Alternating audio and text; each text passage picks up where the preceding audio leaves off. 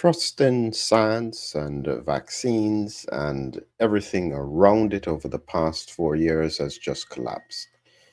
And a lot of people don't want to acknowledge what could be the fundamental driver. And I have learned that when it comes to the current day, how you deal with people and the public now is that you are better off being straight, honest, and letting the chips fall where they may. A lot of people want us to go back to how things were, where the public would take everything that we said from a medical or a scientific point of view and trust the science. I think that horse has bolted, and we need to acknowledge why and potentially reflect on what is the way forward. Why am I talking about this? It's largely because of something that was said today by Senator Bernie Sanders in the United States. And it's so significant that he had to say it that it makes me realize that we need to have an honest discussion. Before I start, just a reminder that coming up in another day now is predicting the viral storm as I continue this ongoing research into what is likely to happen next if and when Gert's predicted Hivicron evading Omicron variant comes along. Very important discussion. If you want to follow that, look in the description below. Remember to like, remember to subscribe, remember to comment, even if it's just to say thank you or a full stop. It helps the algorithm. So let's reflect on what was said today, and then I will share with you a few thoughts about what has happened in the past and what it probably means in terms of the future. So here we have Senator Bernie Sanders saying something with a crowd of people behind him who are clearly in white coats, suggesting medical and scientific community. They need you to listen. So here's what he had to say. Let me be as clear as I can be. We are now witnessing a full-blown war on science, on public health, and on truth itself. That is what we are confronting right now.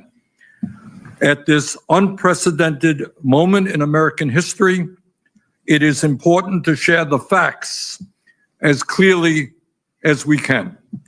So I will take this opportunity to make a very simple point. Can't be simpler. Vaccines work, period. So you can see that he has to be saying this to the public at this point.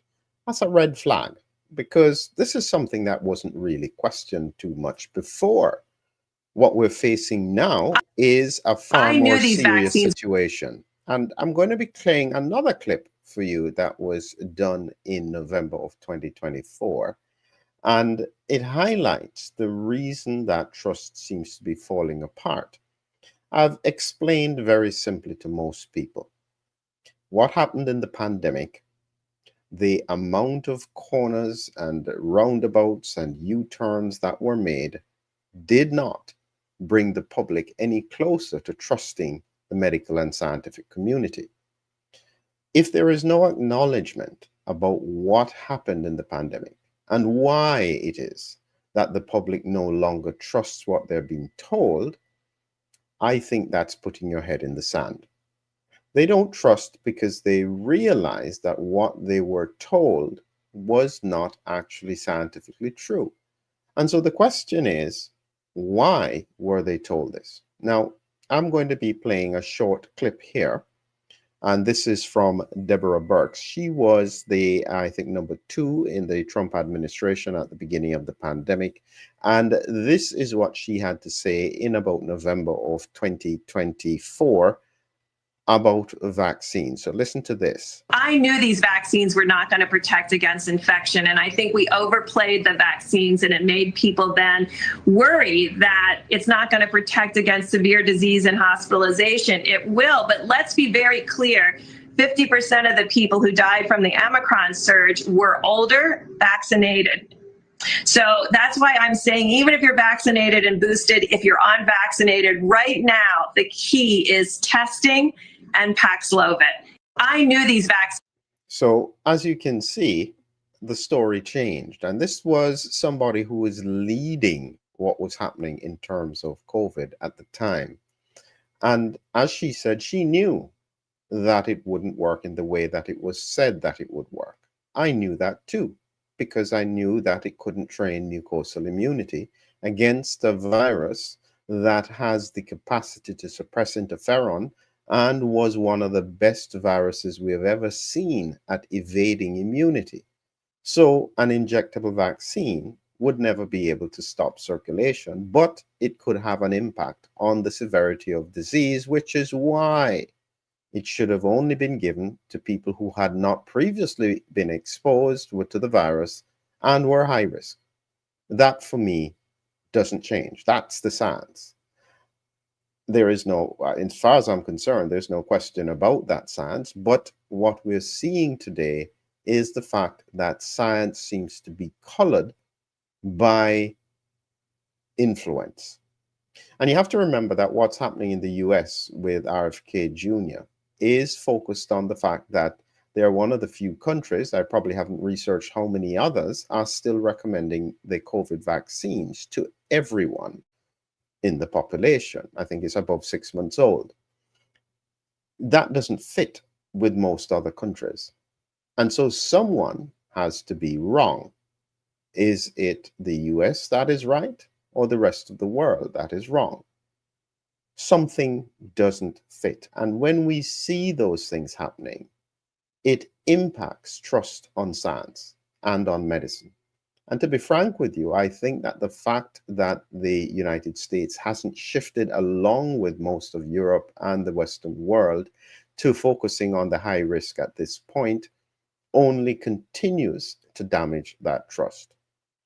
What I wanted to highlight finally is something about measles, because the measles vaccine, live attenuated measles vaccine, is a critical aspect of where they are having problems, because the public, because you have not made it clear that a COVID vaccine, and at the moment the only ones left on the market are mRNA, are not at all similar to a live attenuated vaccine. People are losing trust in vaccines broadly. No surprise, because if you tell them that the COVID mRNA vaccine is the same as a live attenuated measles vaccine, they're going to think the live attenuated measles vaccine doesn't work. That's simple. They have to be honest. They just have to say they're not the same at all, not even close. And when we look here, I've got some slides here comparing SARS-CoV-2 and measles. And this was about the double whammy, because the measles virus infects specific immune cells and then travels from the immune cells to the lung, the skin, the brain. And what's important about measles is that its entry point is different from its exit point. This is different from SARS-CoV-2, where it infects cells in the upper airways, and it also spreads from the same cells that it infects. It can get into the bloodstream and do damage as well.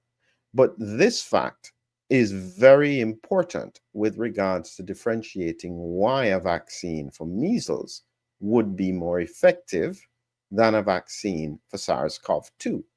And quite truthfully, I don't know, and this is my opinion, I am still not convinced that because of how this virus works and because of its mutation rate, I don't know if any injectable vaccine, and I emphasize the word injectable, can actually stop this virus. Potentially a mucosal vaccine, but they're not easy to develop.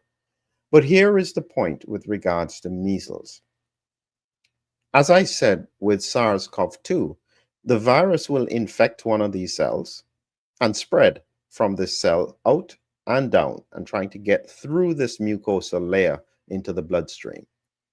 And this fact is different with regards to measles. Now, measles will infect epithelial cells or infect the immune cells, so to speak, in this mucosal layer, and then it spreads. And now this is the important difference with measles. In order for measles to get out of your body, it can't go through the same route it came in. It has to get in the bloodstream, infect specific cells in the lung airways, epithelial cells, and then spread. This is very important because it means that the measles virus has to travel in the bloodstream to get, this is where it causes the symptoms with regards to the rash and so on. It has to go through the bloodstream in order for it to be able to spread. What that means is, therefore, in an injectable vaccine. Now, it's important to note that an injectable vaccine is still not very good at training the mucosal immunity. But with measles, because the virus has to travel through the bloodstream, it needs systemic circulation. So systemic immunity can then impact on the ability of the virus to spread. That is a huge difference. And these are the kinds of things that are not being said, because you need to explain to the public, this is why a measles vaccine can be beneficial. Now, I'm not getting into the question about autism or the risks and so on. I'm not going there yet. I'll go there at a later time because I have some very specific thoughts about it. But it is to emphasize the point that you cannot compare the two. A measles vaccine is not at all the same as a COVID vaccine, an mRNA jab, more accurately, that is able to suppress the immune system so that you don't get symptoms. That's effectively how it works in reality, and therefore that's how it prevents severe disease. It's not at all the same mechanism as what happens with measles. This is the kind of honest scientific point that we need to make. Here's the final point. What we're facing at the moment is quite complicated. And I expect measles cases to rise because of the fact that COVID depletes your immune system. So if COVID is circulating, it means that the system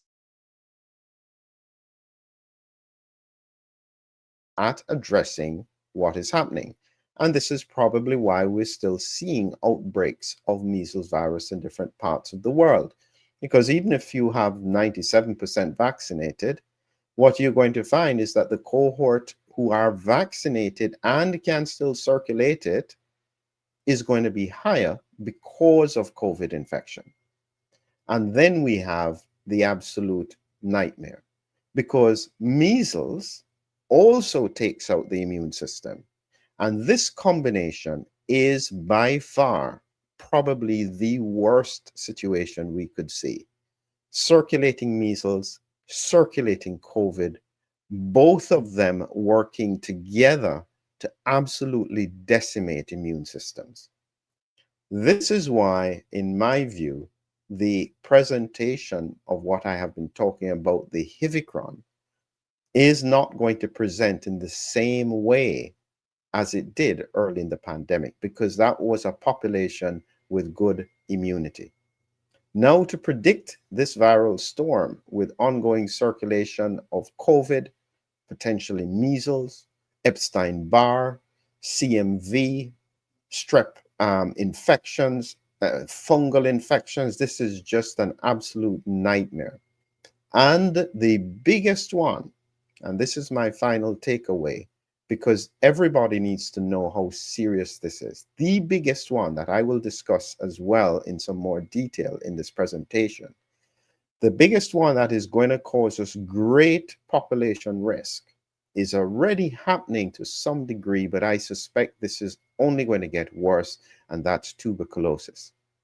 If we have people with latent tuberculosis, depleted immunity, and then a reactivation of infection, dear me, it doesn't matter whether you are vaccinated, unvaccinated, or even an alien.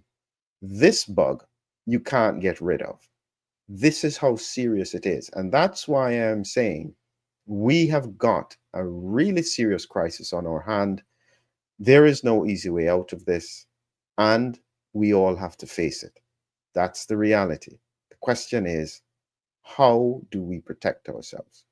Join me as we continue to explore the science. Like, comment, share, and follow me in terms of the presentations. Have a great evening.